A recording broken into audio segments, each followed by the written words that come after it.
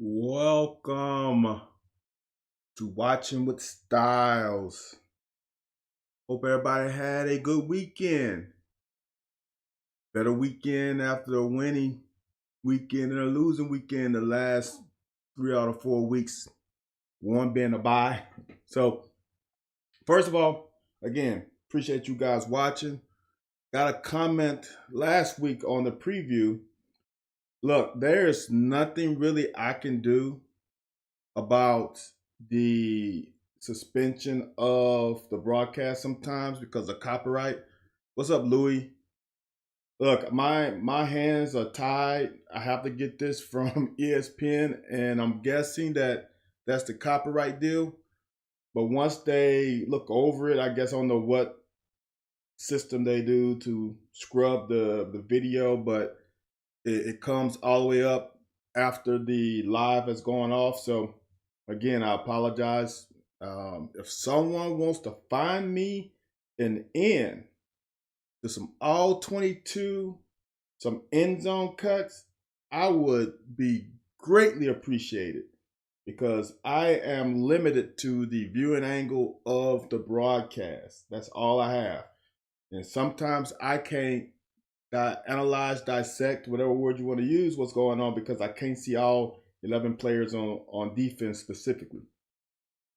So, another thing, it's amazing to me that our fans are complaining about a W when we are up 31-3.5.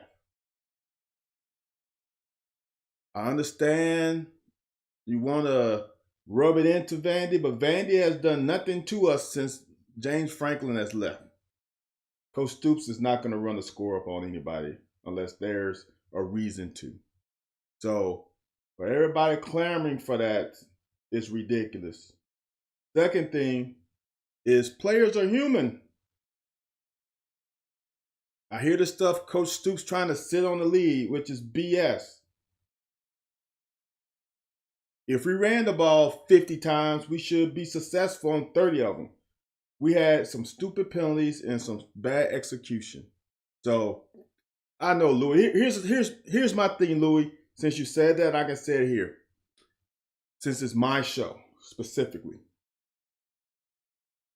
media says shit to get clicks and eyes and views on their tweets, etc. Because one guy that I respect said some BS this week that I'm still a little upset about. Someone tweeted about Stoops getting a contract extension. Then this person tweeted out, well, that's maybe why he sat on the lead. That's BS. You can't sit on a lead on offense. Now, are you going to be passing the ball around the field? No. But if we are so much better than Vandy, we could have ran down their throat. And we did pass in the second half. I'll show that tomorrow. That kind of stuff really makes me upset because, like you said, Louis, it gets some of the fans lathered up, and it doesn't need to be. Remember, we are freaking Kentucky. We're not Alabama when they went through their rough patch, when they had a tradition before that with Gene Stallings as the last guy before this whole debacle that Alabama had. They had a history. What's our history? The 50s? Seriously? So it just upsets me that when we do something, there's always something, a bad take on it. You don't have to like Stoops, but you cannot have anything to say about this record that he has proven. Like I said on Round the Shots last night, look at the history. The last guy who had a good era at UK was Rich Brooks. Okay? Look at Rich Brooks' record. Look at the bowl games Rich Brooks went to. Liberty Bowl, Music City Bowl. That was the ceiling for that era. Our ceiling is different now. So, stop it. Well, I have my. wait. I wish I could have you on. How did I help you with your flag football? What tips did I give you for your 4 INTs? Will Levis was visibly mad. Well, here's the thing, guys. I'll get into that too right now. The second half, man, think about it. We only had 3 drives, right? If you want to blame the second half on somebody, blame it on the defense. Because we didn't get the ball back to the offense. I mean, it's really that simple. We had 3 drives the second half, and 1 was a field goal. All right? So that's not that bad. The thing about the offense was we shot ourselves in the foot. We open a half and we get 2 down penalties and we're second in forever. That was a problem for that drive. Then the third drive where we punted, we had 3rd and 2 and we crapped down our leg on their defensive stunt. So there you go. That was the game. The last drive was to just run the clock out. We had 3 drives, we scored on 1. One of them we were second in more than 20. And the third one we had 3rd and 2 and it couldn't make it. So I would be mad too if I was Will. So let's get into this this first half, which to me was probably the best complete half we had. Still some things that bother me that we got to continue. It just bothers me when in week 10 and we still making the same error over and over again. That's my problem. Errors are made. Trust me. I will never say I didn't make any mistakes. Come on, that's ridiculous. I will never say I was never caught on. I would never say I don't remember being a touchdown caught on me, but I'm sure it happened. I can't remember it because as a corner, you got to have a short-term memory. I'm not sure I got a touchdown scored on me. I do know I got a couple PIs, which one of them was completely BS, but I did get 2, I think. And I missed tackles. No doubt about it. So errors are going to happen. It's making the same damn error over and over again is my problem. So let's just get into the game. Know how I feel about the first play of the game? This is the best drive on the ball I've seen from Dort all season. Now, the only complaint I have, and it's kind of hard, I'm not going to say it's for real, is he can't look back at the quarterback right now. I'm going to continue to say this. We as DBs are in a disadvantage because they're running forward and we're running backwards. That's their disadvantage. The advantage for us is when they make a break, they got to look back for the ball. We don't. So we can make up a half a step just by being fundamentally sound and not looking back at the ball. Look how close he is. He's about a half a step away. Now, let's say he didn't look at the ball on the first step. He might have could have dove because his angle is better. He might have could have dove and picked that. I'm not saying it could have happened. I'm just saying that's why fundamentals are so. I am a stickler on the fundamentals. Just a basic thing. You don't have to be the greatest of athlete. When you get a scholarship to play in the SEC, you are a pretty damn good athlete. Period, point blank. I will never take that away from you. Because to get a scholarship, to get your education paid for, means you got something. And that means primarily in the SEC, you got to have some athletic ability. Okay? So I will never say you don't have any athletic ability. Now we got to get into the fundamentals and getting yourself as close to possible as succeeding on this level because the other guy is an athlete too. That's about the best break I've seen from Dort. Now we just got to finish the play.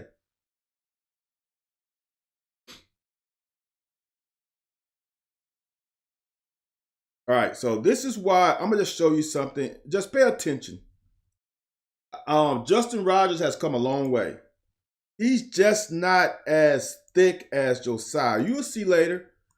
Josiah creates an anchor. I know they slanted. He creates an anchor where he's got to get double teamed.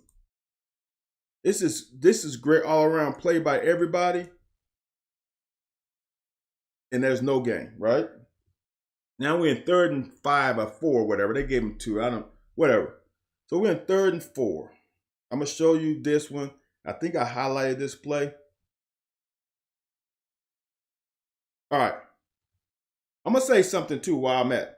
McDaniels showed something this game. His improvement is pretty good. I can't remember when we played him. Mississippi State, I think we played him. And him and Bembry did not have a good game, but he showed something. Now, this to me is on Pascal. As I showed in the cut up, oh Lord, it went all the way back. As I showed in the cut up, let's get back to it, is that you cannot lose contain. I've been saying this all year. You cannot lose contain. Leverage and responsibility is so important. So on here, we're running just a simple, I'm going to call it TE stunt. So why I call it TE, he's a tackle. He's an end, but he's actually a linebacker, but I'm just going to call it TE stunt. So the tackle's supposed to engage, push forward. He's supposed to act like he's rushing forward and twist around. So it's a twist. It's a TE twist. Now, Pascal cannot let this happen. See right here? He's got to maintain outside leverage to create this umbrella for the quarterback. Oops. Drawn the wrong way. So he can't escape. But Pascal gets tossed inside, and now it allows the quarterback to escape. And now I don't know what's going on here. That's too much. I don't know. To me, it's hard to say. That's why I need all 22 so I can see what's going on. Because there's a receiver outside the screen. Show you. So this guy comes in motion, right? Vito bumps. It looks like Jones is playing man-to-man. So here's the problem. If he's playing man-to-man, the guy who catches it is a guy who's off the screen. So are they playing in and out? I don't know. It's just I can't tell you what's going on this. So I can't give up any correction that can be had because it's confusing because I can't see everybody. But so sometimes you cannot look at the guy closest to the receiver and blame it on him. Trust me. It's not always his responsibility. So whatever happened, Pascal letting him escape the pocket was the only issue that I could see on that play. But there was some issue in the back half. I just can't tell you what it is.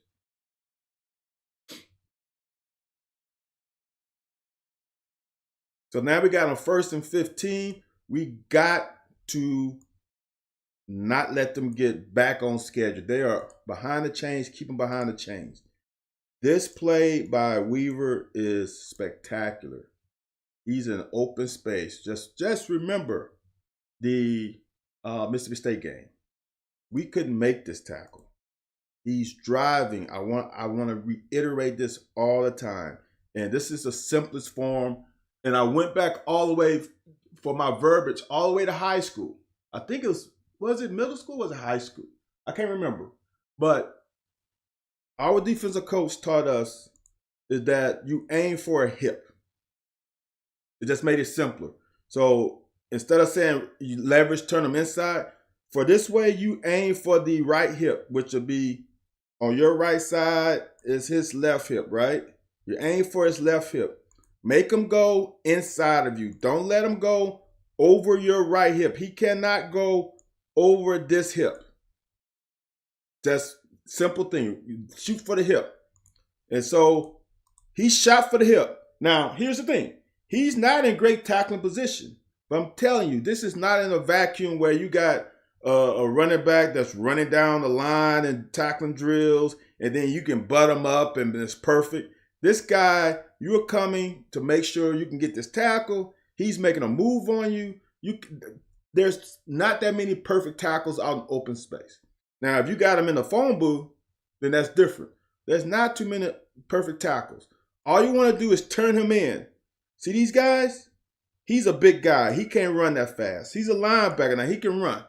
But you want to turn him in to these guys so they don't have to run so far. He shoots for the right hip, and he makes the tackle. That's a win-win. Got him behind the chains. We got to keep him behind the chains. I can't tell you if this is zone. I think it's zone. We got to be reacting quicker. This is why I say this. That is a 24-yard angle throw. That's about maybe a little 26 yards. From him to him, that's 26 yards, right? Well, it's actually sideways. It's a 26 yards width. And I don't know what that is. That is over 26 yards. We got to be closer to him when he catches it. That's how you see. That's how you get PBUs. Now let me give you a little cornerback insight. Now I'm going to give you insight the way I think. This is me. Let's just say this is probably Valentine. Okay, all right. Let me tell you my thought process, and it's got to happen quickly. Number one, what's the coverage? All right. First thought. Obviously, that's the first one, right? Number two, what's the strength? I'm doing this with a mouse instead of my pen. Strength. Number two, what's the weakness? Okay? That's my thought right now. Right now, when I hear the coverage, I'm like, what's the coverage? Okay, what's the strength of that coverage? What's the weakness of that coverage? And what's my responsibility? That's to me what's in the coverage. Coverage comes responsibility, right? All right. So I know what I'm responsible for in that coverage. That's number one. My responsibility. What's the strength? What's the weakness? Here's the thing. And I think the advantage of me was playing offense helped me out. So now, what's the strength? Right? If we're playing cover two, the strength is if we rushing 4, we got 5 underneath zone people for 6 zones. That's the strength. The weakness is the middle of the field in the sidelines, so to speak, the deep sidelines. All right, that's the weakness. Next thing for me, which is probably different from everybody else, is number 2. What's the linebacker to my side? And what's his responsibility? Okay, so if I'm in cover 3 and I got a linebacker, he has curl flat, and my linebacker isn't very good at curl flat, I know for me, you read 1 to 2, if number 2 goes across the field and number 1 hitches up, I'm going to probably drive on this because I know my linebacker's not going to get that. Now, in my back of the head, I know I got to worry about over routes. But if they are split so far apart, I ain't going to worry about it. That's going to take time. So right now, I'm worrying about this curl. Then I can settle back and worry about the over route. So number 2, knowing a linebacker to my side and how good he is in coverage. All right, that's number 2. Number 3 is what's the alignment of the receiver in the formation.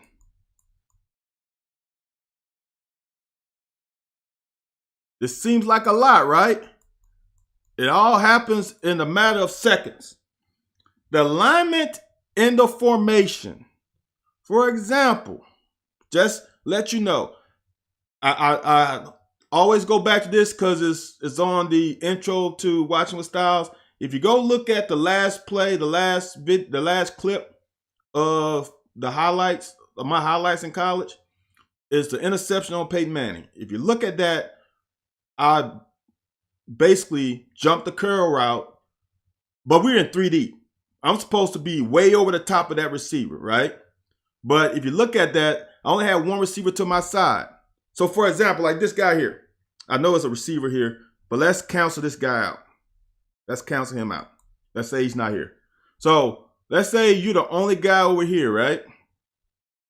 Alignment assignment. If he's this close, Where do you think he can go? For me, alignment is, I'm saying 90% of the time he's running something out here. He's going to run an out, something out, because he wants to give himself room to operate. There ain't a lot of room over here with this cluster of people. He wants to probably run an out route or a corner route or something out or a little, he's going to hitch up. But I don't think he's going to run anything inside. That's not saying he can't. But 90%, I think, in my head, 90% of the time, he's going to run out. So I'm going to play out. I'm going to play out routes. That's my advantage. You got to play the game from here. So those are the three things I think about quickly. And then that's how I determine I'm going to play my technique.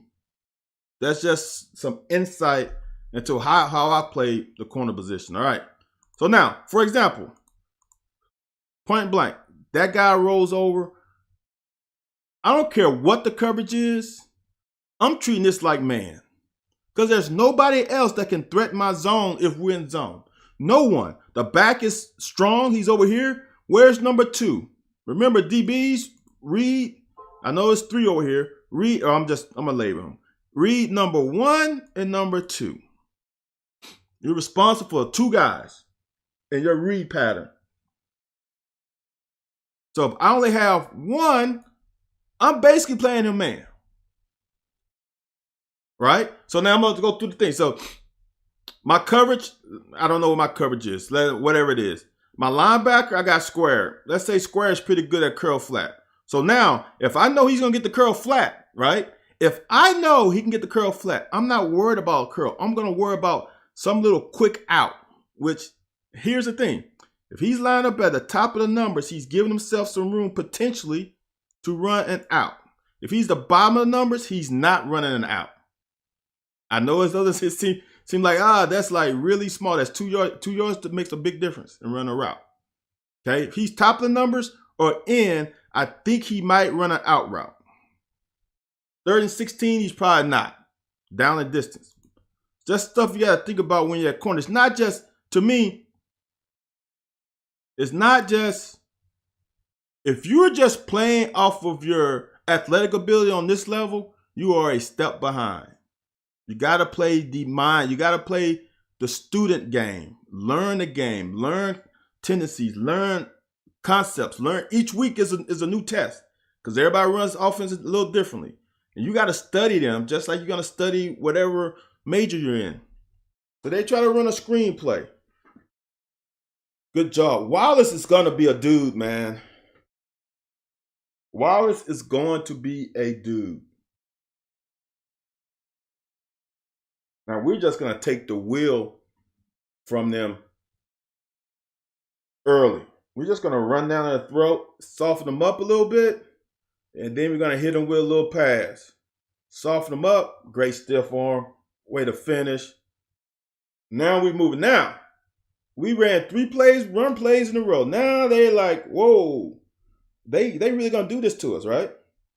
Hit them with a quickie. Now, I said this doesn't seem like a big one, but I want Wandell to understand that there's no one out here. No one. Stop going back inside. Force him to force you inside. Force him to play you so far out that you can just give him a stick, that you can just give him a and go right up the field. We don't want you to keep coming back in here. More people can come get you. I want him to stay healthy. But then we hit him with a pass. Now, they're soft again. Then we're going to hit him with another pass. Man, this is a great, I don't think he makes this look so easy, all right? This is a 5, 10, 15, 20, 25, basically a 30-yard throw, right? But he's on basically the opposite hash, throwing to the sideline. That's 30 yards. That's like That's a 36-yard throw. Oh, I'm gonna tell you something else for me that I did. I forgot about that. That's great footwork too. He got both feet down. That's a good catch in the NFL too. Now we got them a jump on first down. Now we got 1st and 5. We're ahead of the chains. Gotta do better than that. This guy's gonna be quick because this is Vandy. I'm gonna point out a couple things. This is a good pass. I'm glad he didn't try to force it to him with that linebacker coming. That's a longer throw, but more cushion. Good catch. One thing Ali has done very well this year is when he catch it, he puts his foot in the ground and he gets upfield right now. Hey, I remember this play now. So we got a little Jordan Dingle sighting. Welcome to the SEC. You got to get a better block on that corner. He's got to not let the corner be the hammer. He's got to be the hammer. Because if he gets his block, this can be nasty. This can be nasty. If he gets his block right here, we got at least 5-6 more yards, possibly a touchdown. It's hard coming in to this league as a freshman. Good pitch. Good job. Man, those fumble issues, man, just got this right here. Having the ball first in the inside hand, second, doing that slows you down because now you lose your arm swing. You lose your arms. He needs to put that ball in the outside hand and try to run by him or at least give him a stiff arm. But with the ball being in the wrong hand, he can't stiff arm him.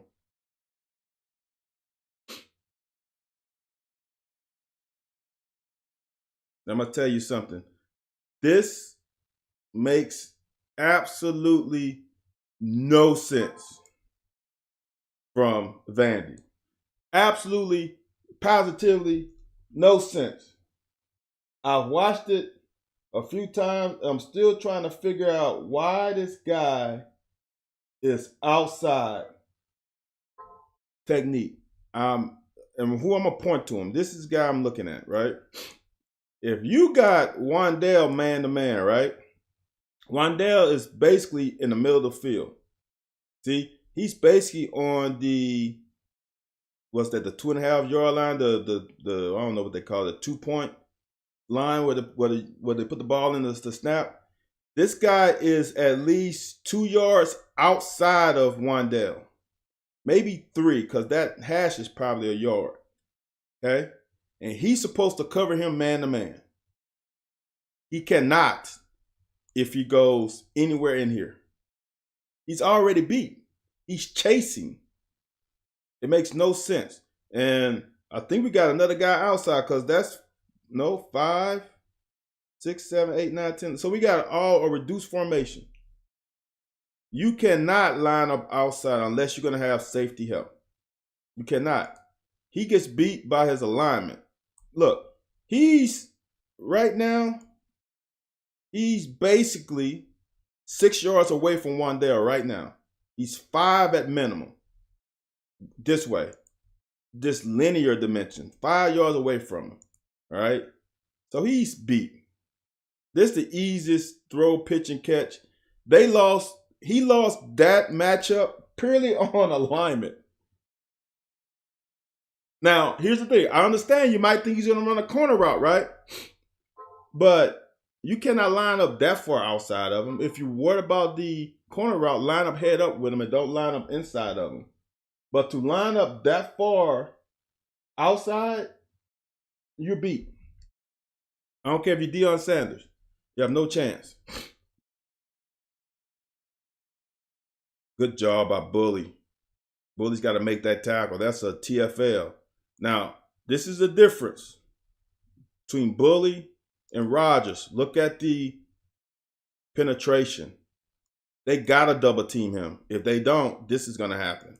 He's going to annihilate that center. Great job of rallying to the ball. Pascal had another game. I'm telling you, this Pascal has a chance, man. He has a chance of being special.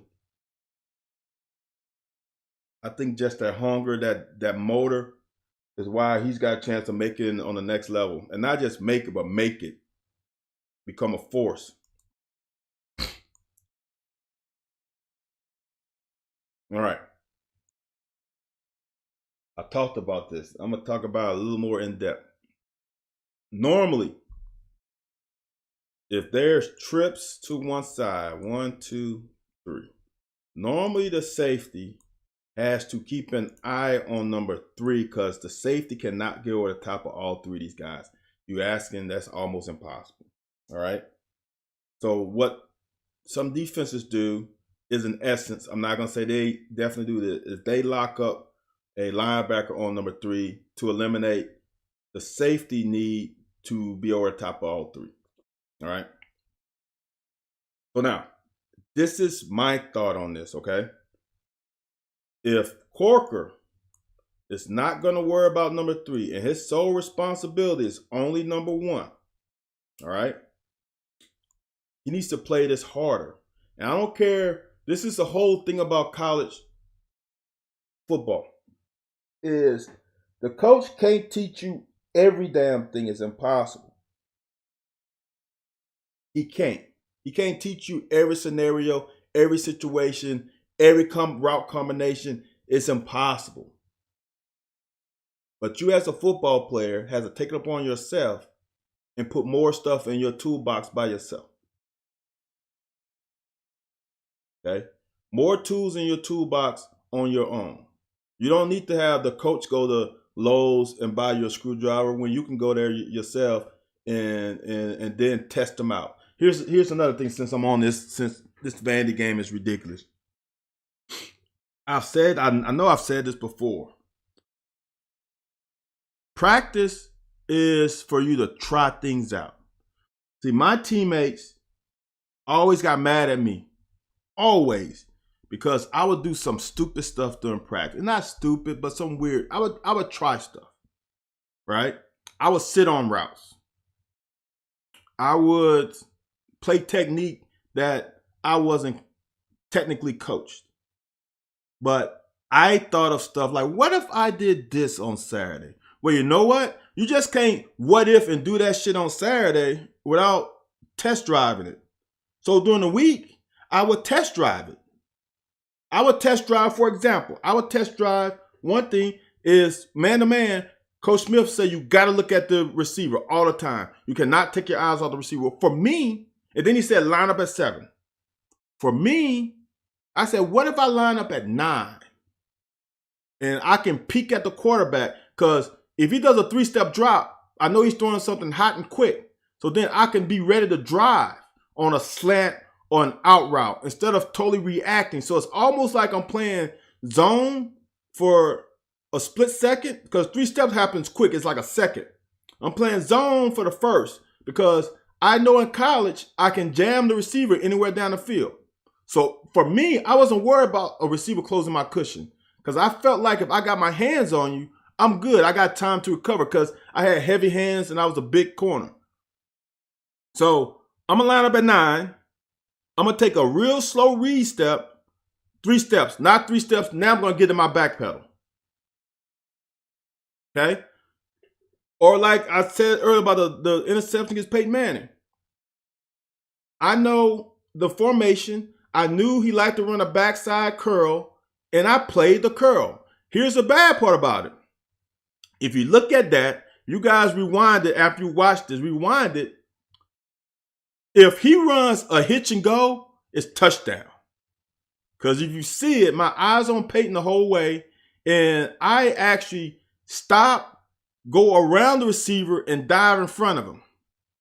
If he pumps that and just throws up in the air, I'm done. But those are the things where when I'm watching the team now or the team previous years, you got to believe your eyes. You got to believe your study habits. You got to believe what you saw during the week. I drove that because I knew without a shadow of a doubt that's what's going to happen. Now, it's bit me in the butt once. But you got to trust what you put the work in during the week for. And here we go. So they got trips over here. Already, they got trips over here. They in a 31 formation. So 3-1 with a weak side back. Okay. So now here's the thing. Corker doesn't read number 3, he reads number 2. All right, now riddle me this. If he goes here, there is no one else that can threaten his deep zone. Whatever he's in halves, quarters, thirds, there's no one else, okay? The other thing, remember, there's 6 zones. Flat, curl, hook, hook, curl, flat. I got it small because I'm off the screen, all right? So now, we right now, looks like we only got 4 guys to handle 6 zones. So 2 zones are going to be open. And it looks like the zone is going to be open is this flat and this hook, okay? We don't have anybody. You can't cover every zone, okay? So there's a safety. If I'm reading number 1 like he is, and number 1 doesn't go vertical, 2 things I'm going to show you. I can drive this hard. As a safety, there's no one else in my zone. I can drive this hard, like right now. All right. Now, in theory, the corner, if they hit this and I don't have that responsibility, he should actually go deep because they got a wheel route. Okay? These 2 guys are the only guys that threaten the zone. We should have been able to drive this harder from the safety position, and not saying that he gets an interception, but if he drives it hard and instead of overthinking, because he's not coming, he should have caught it. He should have been eliminated right on the catch. Should have been a 4-yard gain. Instead, it's a first down. So it should be 3rd and 4 with a chance to get off the field.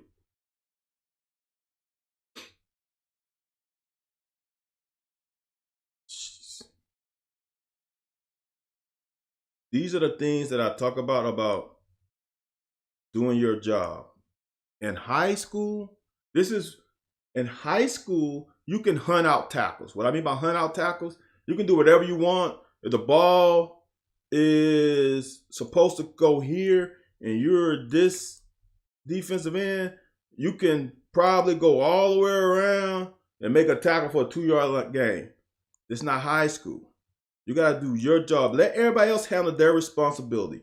Why did Weaver take the inside gap? He has contained. He does not have that gap.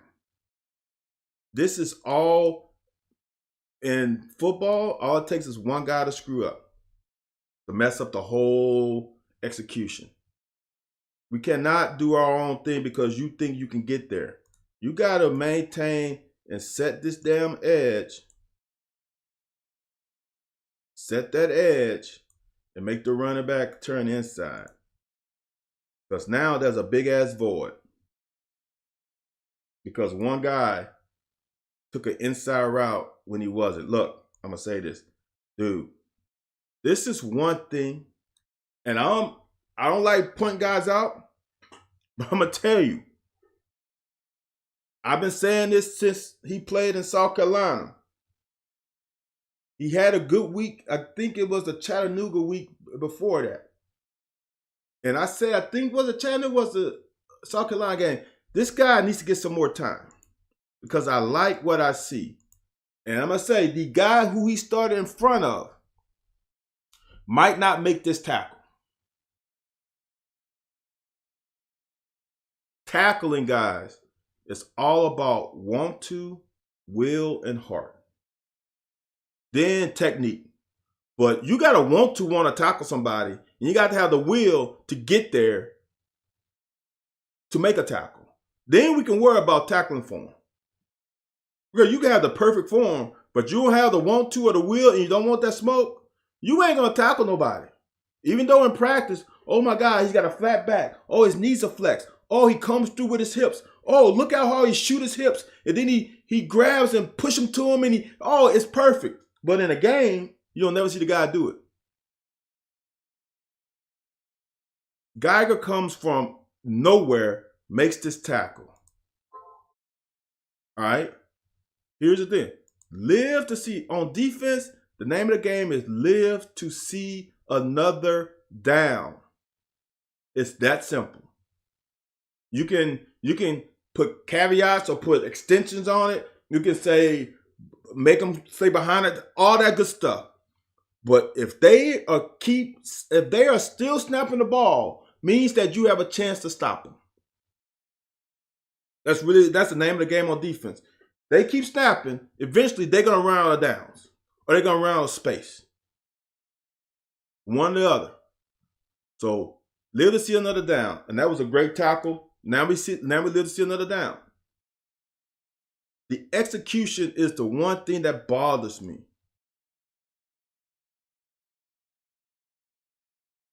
Whoa, why did it go so far back? Program has a mind of its own.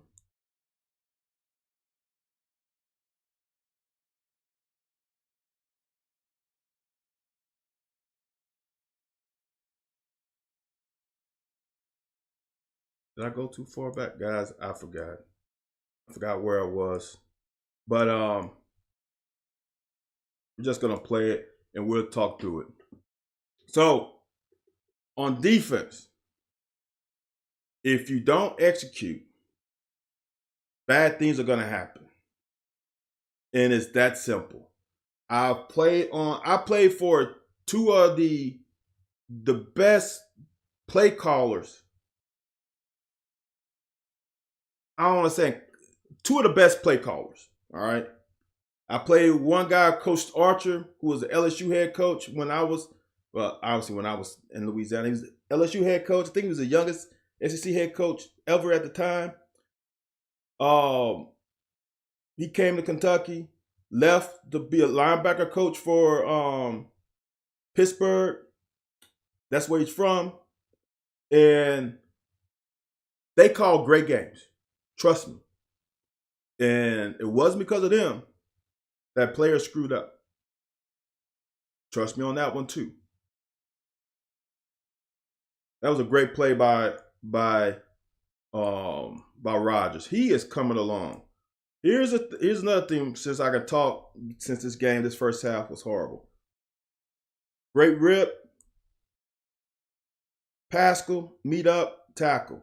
Here's the thing about players in high school that I'm realizing, being around my old high school, that some of these kids don't understand how hard work is. Look, Square ain't gonna let this happen to him again. That's totally different against a running back. See the difference? When he's man-to-man on a running back, you are putting like abilities on like abilities. He even attacks him. When you put him on receiver, now you ask him to do too much. So now, some of these highly rated guys don't know how to work because it comes so easy to them because they're dominating in the high school level. Then they come to this level and they're playing against another 5-star guy every week who works. That's the difference. And I think Justin Rogers is starting to realize he's got to put in some work. Okay, now, this is something like I just talked about earlier. Remember I talked about this. If he's at the bottom of the numbers, I just talked about this. He's not going out. There's not enough room. There's only 7 yards. From the bottom of the numbers to the sideline is 7 yards. That's not very far. That is 21 feet, right? Now let me help you to something. That's 21 feet. And I'm gonna tell you something else I forgot I left out when I was playing corner. That's 21 feet. Usually college level, now don't ask me why I know this. Remember, I'm gonna tell you, I'm a track guy more than a football guy. I know that sounds crazy. The average stride for a college level receiver is about 5 feet. It's even more than that, but let's just say on average 5 feet. It's right about 6. So 6 feet, let's go 6 because it's easier with math. 6 feet is 2 yards, all right? If it's 7 yards, right? He's got 3 steps before he's on the sideline. 1, 2, 3, he's on the sideline. That's not enough room. Okay? So right now, and I know we already know what the play is. Right now, I know without a shadow of a doubt, the majority of the time he's going to go in because he's at the bottom of numbers with the hash to you. It's just not smart for him to go outside. Now, could he run a go route? Sure. But now he's still not giving the quarterback enough room to drop the ball in. If he's going to run a go route, he's going to be on top of the numbers. Promise, just trust me on this. Okay? Second thing is you are head up with him. I don't know if they're coached this way. This, I don't know. You cannot be head up in man. It's simple logic. The easiest pass for a quarterback is the one right in front of him. For one, it's the shortest distance. The shortest distance point between point A and point B is a straight line. That is a straight line right in front of him. So you cannot easily allow him to get inside. Second, we got to play with better technique. He's high. He's on his heels. Right now, look how his shoulders high. You got to be patient. That's the one thing is patience. Second thing, for me, I don't know how they're coached. You don't ever move your outside foot because when you move your outside foot, think about it, it opens your hips up. It opens that hip up, which then makes it locks the inside hip. So your ability to react to an inside route is slower because you're taking this foot. You should actually keep your feet and slide that foot in or just lift it up, put it down.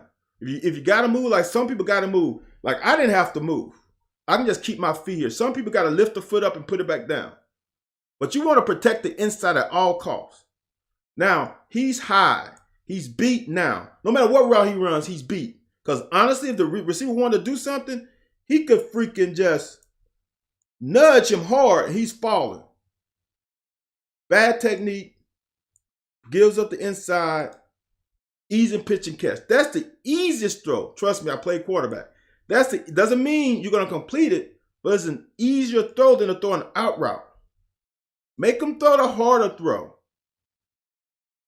So for me, for this play here, I'm not complaining about him giving up the throw because they're going to catch balls on you. What my complaint is you don't do everything possible to make yourself win or have the best chance for winning. If they throw an out route, dude, great throw, great catch. Hey, I'm going to dap you up, man. That was a good route. You cannot give up the easiest throw, which is the shortest throw, which is the slant. You just can't do it. So my thing is, Valentine didn't give himself the best chance to win. He was high. For me, bad technique at the line of scrimmage. He went with his outside foot first, which locks your right hip. Like all those things is what bothers me because he was beat off of just his technique, not off of a guy just being a better athlete than him. If a guy's a better athlete than you, then I can give it up to you. If he catch a ball over the top of your head, but you right there, hey, good job. But you got to give yourself the best chance to win. And we didn't. And I said I was going to be quick, and we're at basically an hour, and we're still in the first quarter.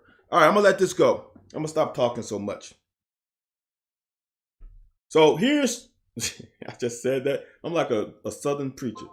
See, this is the difference between Rodgers and Bully, is that no penetration. See how he gets pushed? Even though this is a RPO, see he gets pushed. That's why I think he's going to be better at the Pascal. This is a great reaction by Valentine. Look, this is leverage. He goes outside. Let me see if I can get a little further. All right. He goes outside, prevents this guy from going here. He makes it easier for these two guys. Look at that. He doesn't make the tackle. He's being blocked. Fine. Just don't let him go outside. See that? That's good job by Valentine. That's all we talk about with leverage. He played the left hip. Now this one bothers me a little bit. I think I got a back view. Okay. This is another thing that keeps bothering me about execution. Now it helps. Now this is a good job by Rodgers. Okay. We do a great little stunt. Show you what. So Pascal actually drops in coverage. So now what happens is this guy is not blocking anyone because he's anticipating him coming. All right. So now, in essence, let me show you. We honestly have 3-on-2. Here's the 2. Watch. This is a twist. Abule's coming here, right? So we supposed to have Weaver coming this gap. Now Square is supposed to come over here. Okay? So now we got, I guess it'd be 2-on-2 since the back is there. But honestly, we got 3-on-2 in my eyes. We got 1, 2, 3 guys on 2 of their guys. 1, 2. And the back is going to have to block. Okay? Here's the problem. Weaver and Square go in the same freaking hole. See that? Somebody's supposed to be here. And I guarantee it's supposed to be Square. Square is supposed to go on this side of the center. Square is supposed to go on this side of the center. He doesn't. So this guy is not blocking anybody because he was thinking that pre-snap that Pascal was coming. So now that's how Rodgers gets this sack. He's 1-on-1. Great sack. But we still mess up the stunt. You can't be making those mistakes still. And they 3rd and forever.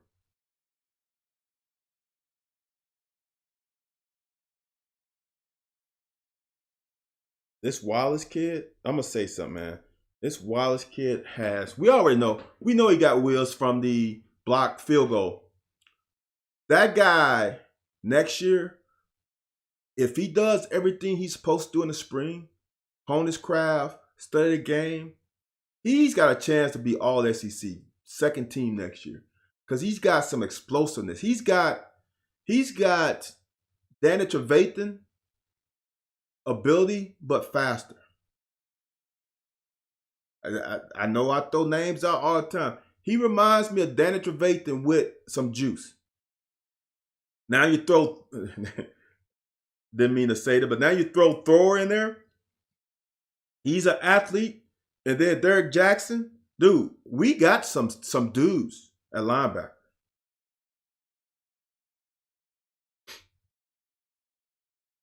So we get off the field.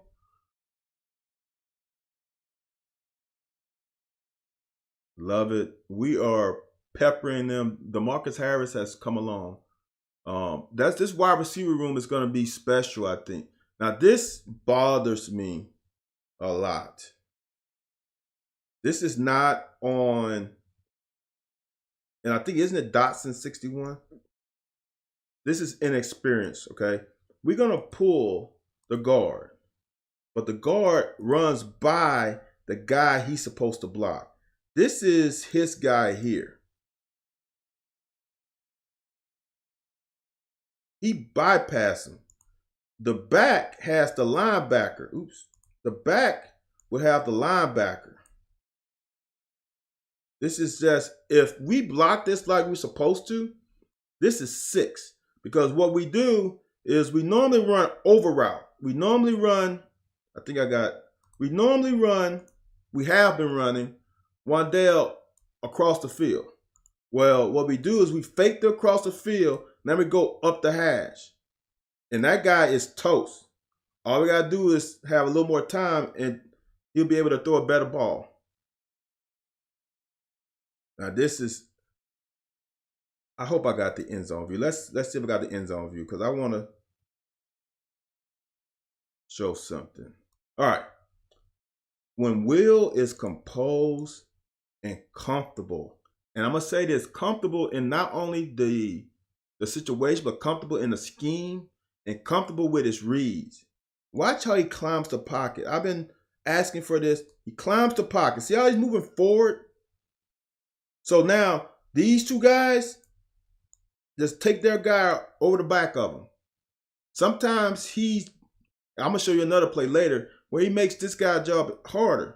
He climbs the pocket and makes an absolute dime. That Isaiah Cummings, man, has a chance to be really special. Remember, this is first year playing tight end. He's going to be special. And I'm not going off of my thought that he got a chance to be Kyle Pitts-esque, because I really do think he does. Great job by Rodgers. I think Rodgers, when he plays, so this is the difference, man. Just a little thing. I know I said I wasn't going to talk, but I lied. So here's the difference. Rodgers right now, I'm sorry, it looks like I cut this off. Rodgers isn't on the nose, right? He's shaded. You see that? When he plays this like a shade technique, he is so good because of just his athletic ability. He cannot play. He doesn't play the zero technique as well. Great job by him.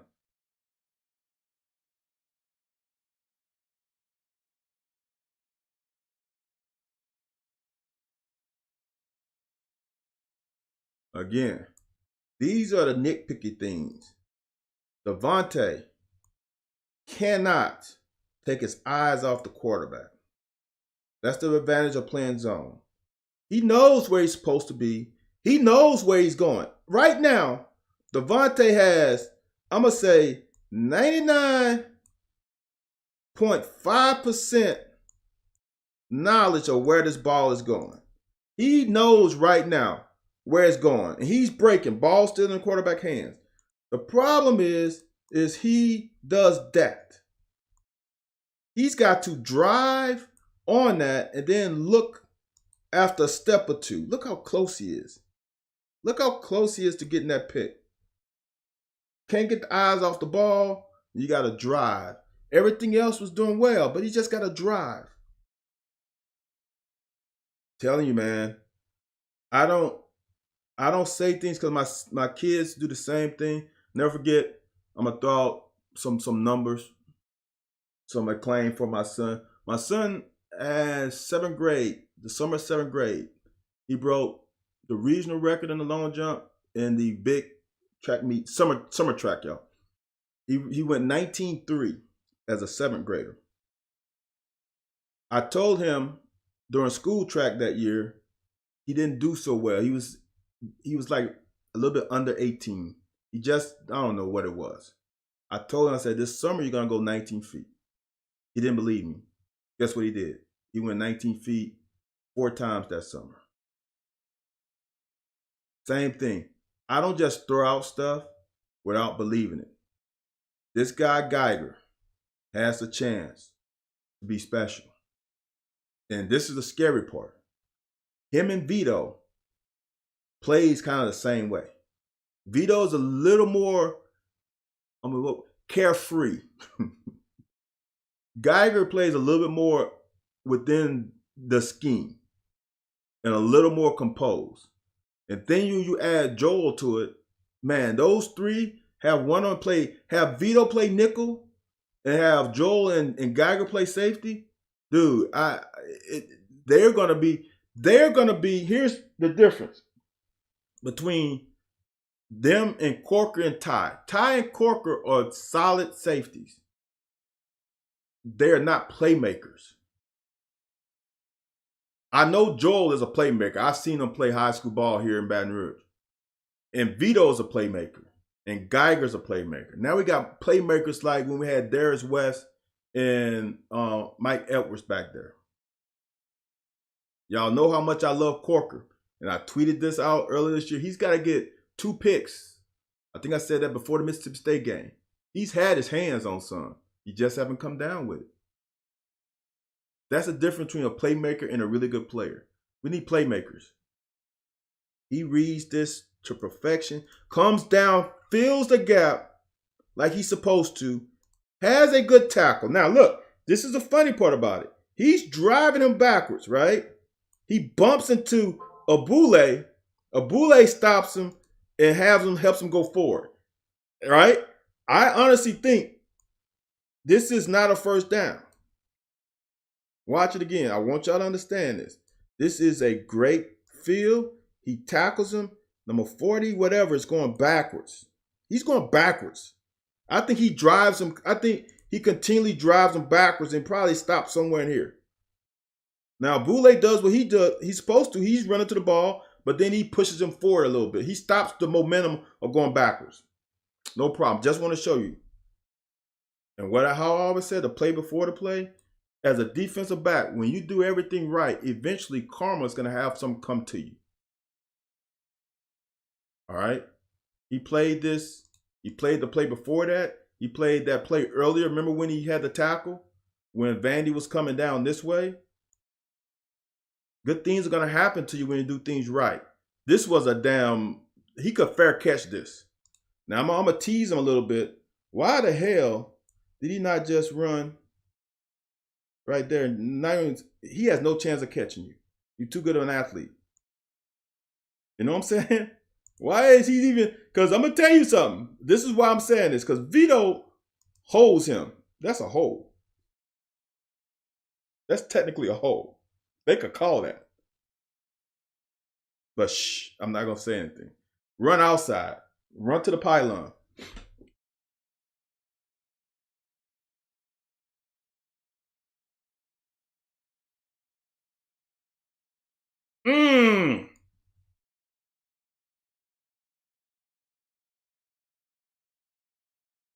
Now, I'm going to show you something. Now,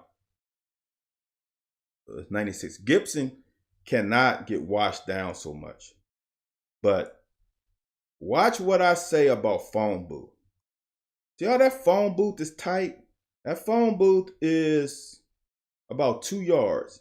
It's easier for him to fill a phone booth. Now, just imagine if Gibson was here and not being washed down, it'll make this tackle easier. The running back ain't got too many places to go. You get that? Because Weaver does a good job of setting the edge. Weaver gets a pull. Oh, it's going to crap out on me. Hold on, guys. Software is about to go down. As usual, I apologize in advance. That's just the nature of the software. I've contacted the company. They don't know what the problem is. It is what it is.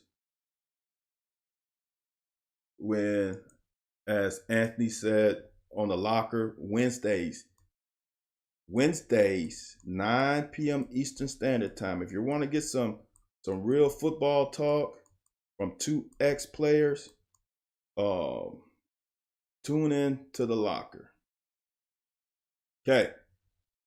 So now I think I got this back up. This is the fastest I think I've ever gotten this back up. Thanks for your patience. So Weaver is getting a pull and tackle.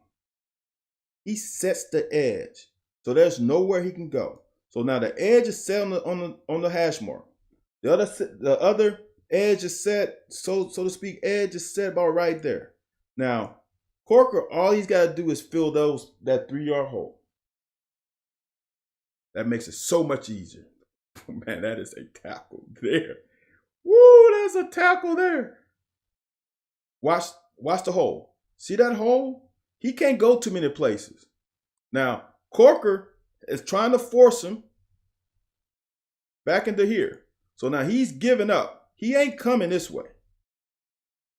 You play on one side, force to another side, makes the tackle easier. Man, there's not too many times you see a running back get stopped in his tracks. Boom. That's his thing. That's Corker. He's been doing that for the last, what's that, 2 years, 3 years? I guess 2019, 2020, 2021. I'm going to still say this. If he plays in that Florida game in 2019, they don't win that game. Great job by Square. Now, I want y'all to understand, we only rushing 4. Everybody wants us to freaking blitz.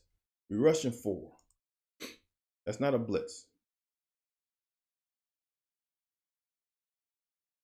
You don't have to rush 5 and 6 to get pressure. Great job by Corker. I would like him to believe it a little more, but only reason I'm saying that because I want him to play on the next level and succeed. I'm gonna say, I'll never forget this.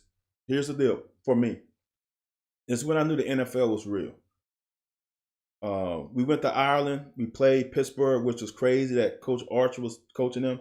And I had a really good game. That was the first preseason game.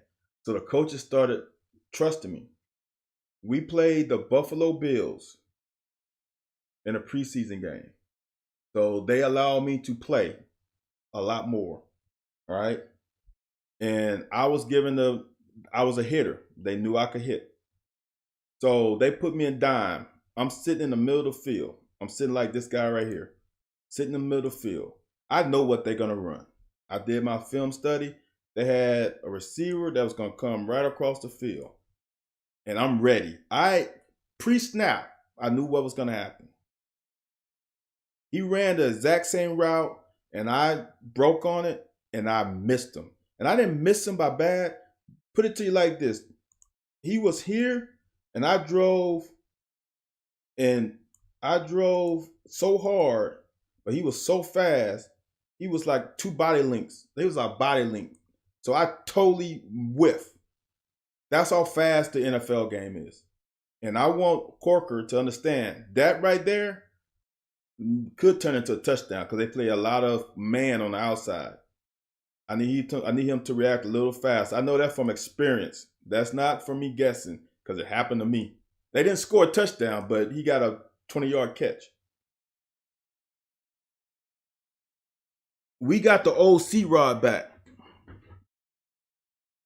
The old C-Rod, I like it. The line's blocking great, man. I don't subscribe to the theory the big blue wall isn't doing great stuff.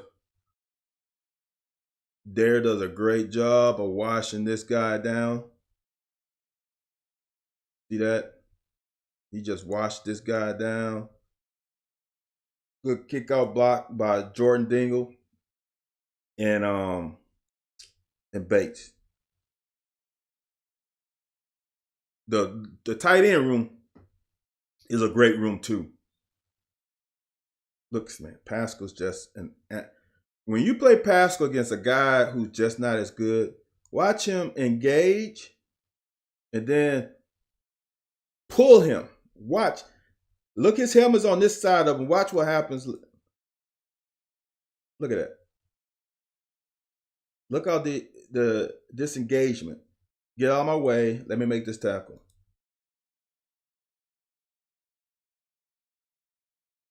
He's got a chance. He's got a chance to be special, man.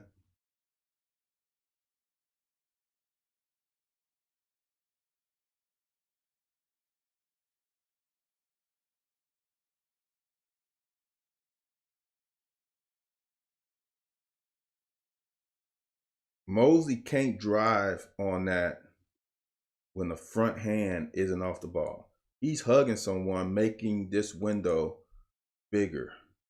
He should be back here. See, this, oh, I forgot to say. The other thing I did as a corner is, remember if you've been watching for a long time, the DB should be able to travel 1/3 the distance of the pass. All right. So when I was lining up, I would put in my head, if they throw a 10-yard route, he's on the opposite hash. I had the numbers in my head because I already knew it. That was like a 17-yard throw. That means a third of it is about 6 yards. If I'm 6 yards away from the receiver, I should be able to put my hands on it. That's why. That's one reason I had, at the time I left college, I had the most PBUs in school history. I think I'm 3rd now. And that was solely because Coach Smith gave us those numbers. And I would calculate that in my head quickly of the routes that I think they're going to run and how far I got to be off of them. That's how much you got to play the game with your mind and not just at your athletic ability. So Mosley makes this pass harder. This is from hash mark. On top of the number of the hash mark is about 11 yards. So a third of that is 3 yards. So if Mosley is, I'm gonna give him 4 because sometimes you're not every pass attempt isn't a intercepting worthy pass attempt. You got to pick your spots. Just imagine if Mosley was here. Okay, look, if he was there. Here, that pass is not thrown. They would try to throw it here. And look how everybody reacting. He would have gotten hit right here. Would have been 3rd and 5. That's the thing about zone defense. People understand. When you get them in, if you're in 3rd and 5 or more, it's a defensive situation. It's easier for the defense to play the sticks. Pascal flashes again. Nice little swim. He has contained. I said this all the time. If you're going to make a play, you better make it because he has contained. If the quarterback rolls out and beats him when he goes on an inside move, his ass is grass. But since he's able to make the play, you cannot handcuff players. Allow them to do their job. And the reason why he's able to do that is because if I have an end zone, watch this, there's a lot of space between him and him. All right? If the quarterback was here, he wouldn't have been able to do this because if he did this, the quarterback would have had an easy route to get outside of him. But since he's, as I call it, in phase, he can dip under and make, that's a great job, man. Now we got him behind the chains. We got to get off the field. Man, they get even further behind the chains. And here's one thing about, come on, square. Come on, square. Listen, it's hard to do. You got to turn him in to this guy. This is your helper, okay? Square's got to go make that. He's got to shoot his shot. Shoot his shot and make him turn into everybody else. You cannot go and hesitate. Running back's going to get you every time. He's an SEC back. One-on-one, he's got you. That's why you got to shoot your shot. Again, we're only rushing 3, really. Good work, man. I don't know what's going on in the zone because I can't see. All they zoomed in too tight. So I can't give any critiques on that one. Now, riddle me this. How is that not a face mask? This is the kind of stuff that pisses me off. It's obvious when the running back head snaps back, that's a damn face mask. How do you not call that? Yeah.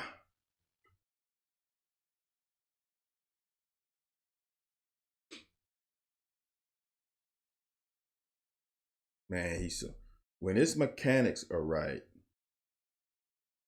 feet under him, no pressure, drives off of the back foot, drives off of the back foot, and throws. And he completes his follow through. Sometimes he falls back. Till that right leg comes around, that's a freaking throw, man. Great route, great accuracy because his feet are right. His lower body matches his upper body. You cannot be accurate unless you just got just superb talent like Aaron Rodgers and Patrick Mahomes that can throw. Look at that. That's a face mask again. How do we miss this? How do we miss that? And he's looking right there. How does he miss the hand on the face mask? And his head turns. Dude, come on. I don't care what the score is. Make the right call.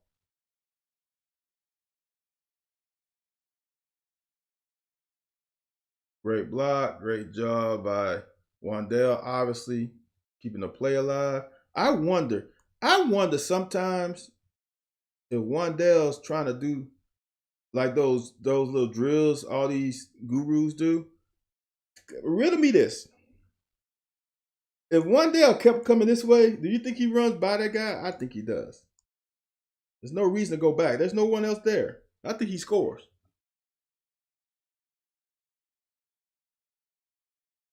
Oh, this one kills me. I don't understand why we throwing a jump ball to Rashard Lewis. He's not a jump ball guy. Watch this. This is a good pass. He jumps too early. He jumps now. The ball is still here. He's jumping. That's a good ball. If he waited, I think he catches it. Me as a quarterback, I'm pissed because you just gave me an incompletion when I've been having a great game. Now, this one to me is on Will. You got to read the coverage. This is one thing. Quarterbacking, I was taught.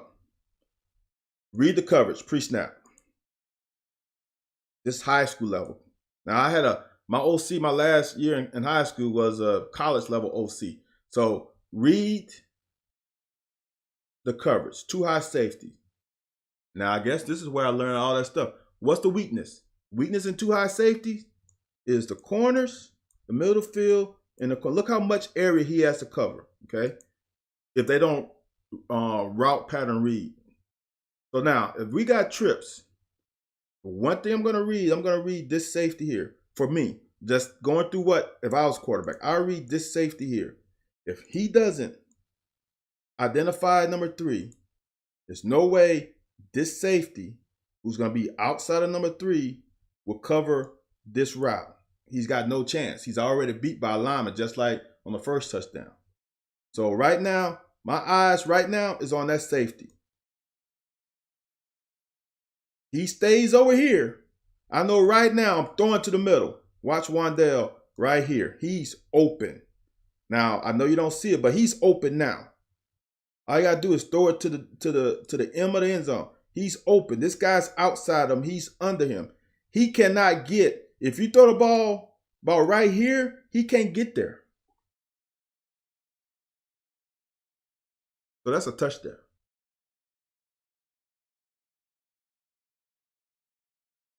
Now this play act up, guys. I apologize to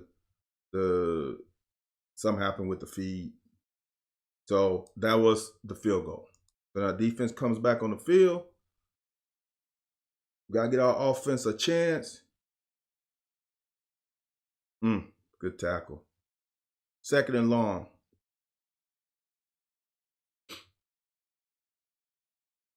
Good little twist right here. They try to cut.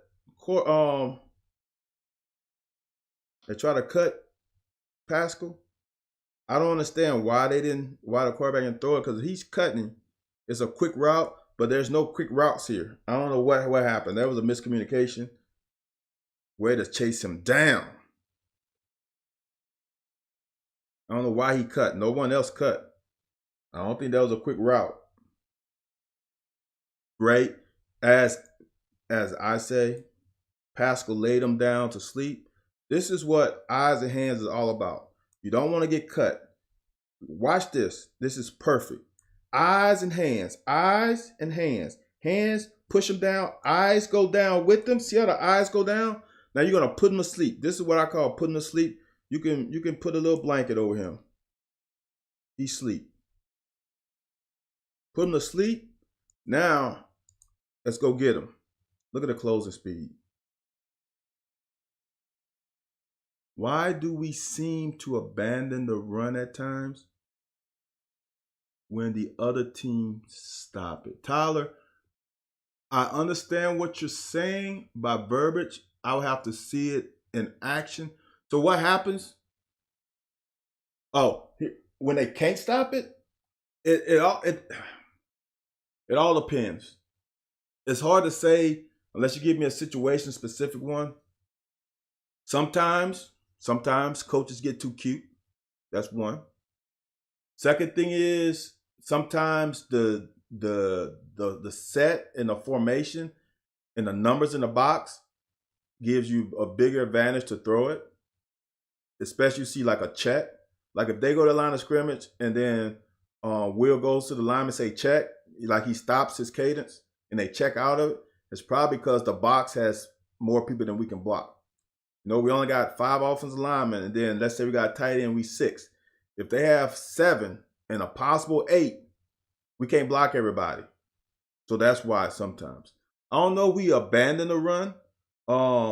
We abandoned the run in Mississippi State because we went from down 7 to down 3 possessions in in 3 plays, so we couldn't run no more. We had to try to get the ball down the field or score as quickly as possible. That's one game that I know we abandoned the run. I don't think we abandoned the run much this year. The key is you want to be as close to 50-50 as possible. And I think we've been right about that. The thing about running, if they start gearing up on a run, do some run blitzes, and then you become 2nd and 12, now you're behind the chains. And I don't know if we are at that level consistently right now to get that. When we settle for the field goal, okay, Tyler, all right, I agree with you on that one. You're exactly right. That time, I don't know. You are, yes, because I tweeted it right there. Why are we not running the ball? Here's what I honestly think was happened, because it only makes sense to me in my head why they did this. They wanted to get Rashard Lewis a shot. Maybe they want to see, can he be the jump ball guy? That's the only thing I can see. Honestly, I don't know. I can't. That one was a weird one. I think they were trying stuff at that point. We were up 28-3. I think they wanted to see if we can do this. And why not try it against live bullets? That's the only because, yeah, that didn't make any sense to me either. So I definitely agree with you on that one, Tyler. Oh, yes, this play. This is one where Vito he's the edge setter. He's got to set up a wall here and make this guy turn here. He dips his head inside and now allows that receiver to get outside. We cannot let that happen. And he's been held. But we cannot you got to play your responsibility.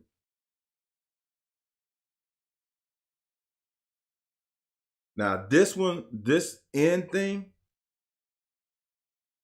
bothers me. Not from the coach, because people are going to say, why didn't we try? This is what happened right here, okay? This changed the whole setup of this 2-minute drill. And this is on Will.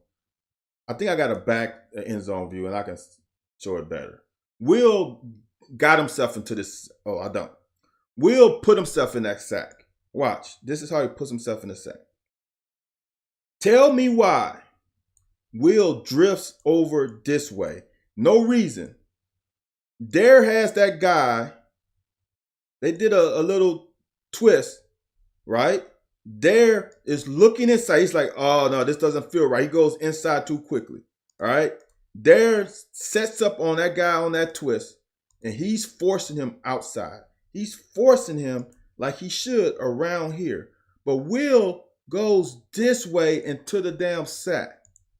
Why doesn't he, on this one, drift to his left? There's no one at his feet. Dare is pushing him to the left. He's going to the left. See that? All he had to do was stay where he was. Stay on the hash. There's no reason. There's nothing drifting you over there. So, honestly, this play here messed the whole drive up. That play messed the drive up. So now it's 3rd and 19. Harris got to give him some more room to drop this. This is actually a damn good pass. He's got to know where he is and get them feet down. Now it's ball game. 3rd and 19, we ain't going to do nothing stupid. We're already up 31-3. We're not going to do anything stupid. So that's what happened there. That first down play where we got a sack when we shouldn't have. We up 31-3. It makes it harder to continue to try something because you're up 31-3. You don't want to go into halftime and then put up 7. Now it's 31-10. You give them a little momentum. So for everybody who's upset that, oh, we didn't. No. You got to play smart football too. All right, y'all. That's the end of the first half. The second half is going to be quick. Well, maybe not because the defense played like shit. It might not be as quick, but the offense was on and off the field quickly. So I will see you guys tomorrow, man. Hope you guys have a good rest of your Monday. And same bat time, same bat station.